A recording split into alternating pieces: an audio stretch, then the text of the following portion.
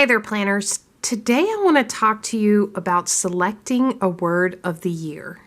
And yes, I know it's October, and I'm talking about the year being 2021. But for me, this is exactly the time I start the process of selecting a word of the year for the following year. So I'm beginning my process and prep to pick my word of the year for 2021 this month. I want to share the process with you and talk a little bit about what the heck is a word of the year. So grab your planners and let's get planning.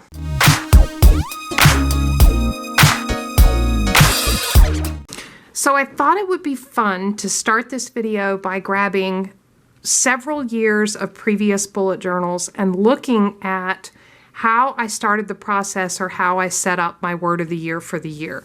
So I'll start with, I believe this is 2017. So this was my 2017 bullet journal. And I actually went back, flipped through, and found where 2018, my word of the year was focus. And I started in October of 2017 doing a word study on the word focus.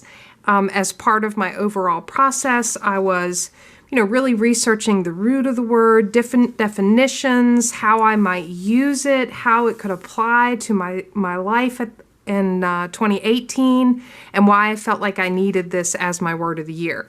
So in 2018, I ended up using the word focus, but the beginning of the process really started in 2017. This is 2019's bullet journal, and I wanted to show you my word of the year for 2019 was actually cultivate, and this is how I set it up in my bullet journal.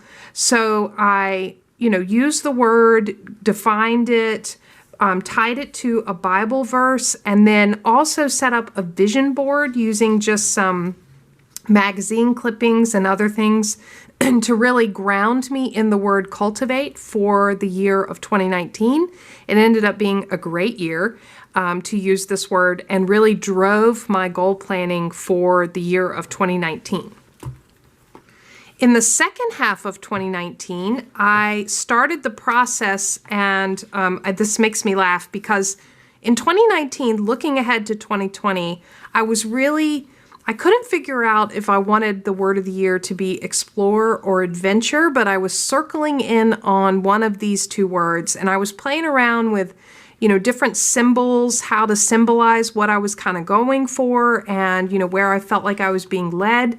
I will say that adventure, and I'll show you how it ended up looking in my 2020 bullet journal that I started the year with. I landed on adventure, and really as part of this quote, so every adventure starts with a first step. And I wanted to embrace the concept of, getting out of my comfort zone, exploring new opportunities, new options, looking at things a different way. I thought that meant the travel that I had planned for 2020 because my family and I had some really cool adventures planned for 2020. However, there was certainly a different concept behind embracing adventure for 2020. It has been an adventure, whether you see that as a good or bad thing, in 2020, and I have certainly had to get out of my comfort zone and do new things in new ways and really embrace a changing environment, which when I go back to the root word and the definition of adventure, that is exactly what adventure is. So this one was really funny, and just how it ended up really applying and how I use this word. And even though I had to shift my goals, still the word adventure applied and the spirit of adventure applied. And I've used this year. So I thought that would be a fun way to start this word of the year video. But now I'm going to get into the process that I use and kind of what the word of the year is for me. So I actually keep the process for selecting my word of the year in my reference notebook. I recently did a flip through and video on my reference notebook, and I'll link that here above. But basically, these are kind of bullet journal collections that I want to keep with me all the time, but I don't want to have to keep repeating setup for when I finish out a specific bullet journal. So I put these collections in here in a traveler's notebook insert, and I use these repeatedly, and they don't necessarily change from bullet journal to bullet journal. So for me, a word of the year, it actually is rooted in the One Little Word project that was created by Allie Edwards. I'll leave a link below to Allie's website and information on One Little Word project. It was started in 2006, which is about the time that I discovered it and really got interested in the process. And so the concept is you select a single word for the year that you're going to focus on throughout that year. It can be a word instead of New Year's resolutions.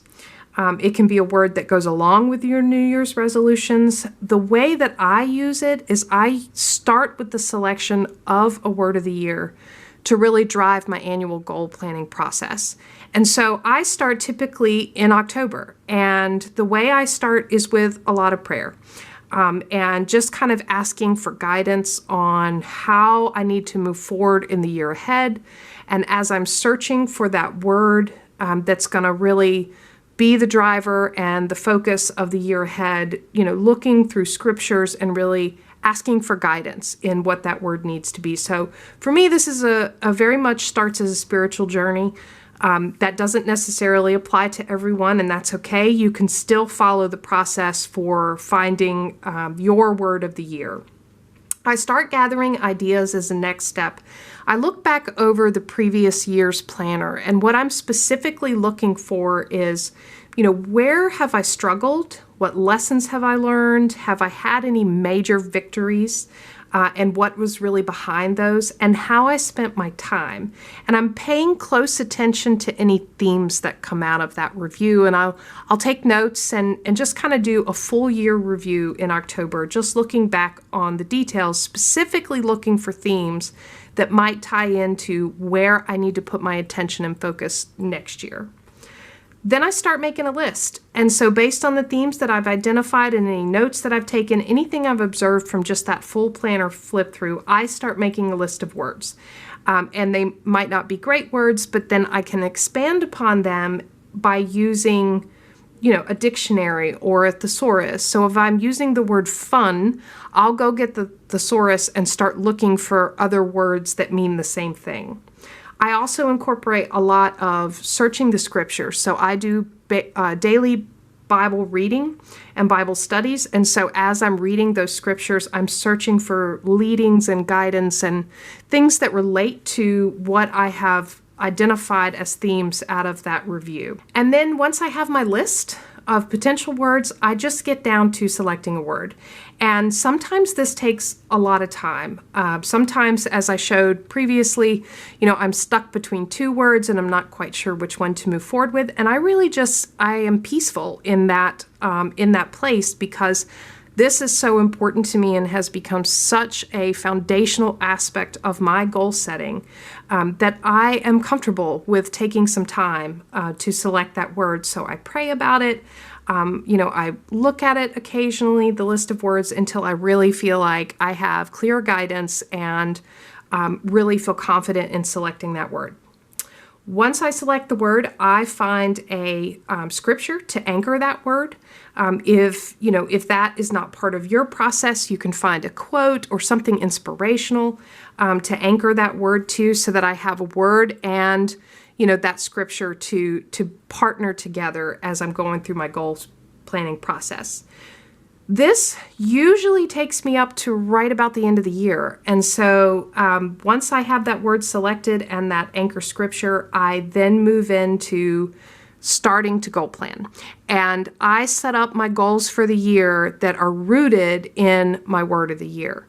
And so they really go hand in hand. And then once I've got those annual goals set up, then I begin to break them down and get into more specific quarterly, monthly, weekly, all the way down to what are the habits, the daily habits that I'm taking. So that's a very quick review of the process. I would be really interested in hearing from you all. Do you use a word of the year, or have you participated in Allie Edwards' One Little Word project before? What was your experience with that? Is this something that you might be interested in? And would you like to hear more about how I take the word of the year and transition into my goal planning process for the year? I'd be happy to make a video on when I'm actually going through that this year. Again, I'm at the very beginning of the process.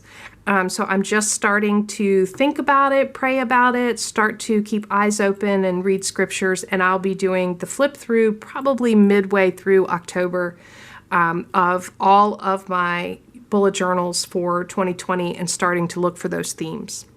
So I hope you enjoyed the video. I hope this gave you some inspiration, and if you have questions, please leave those down below. Give me a thumbs up if you did enjoy the video.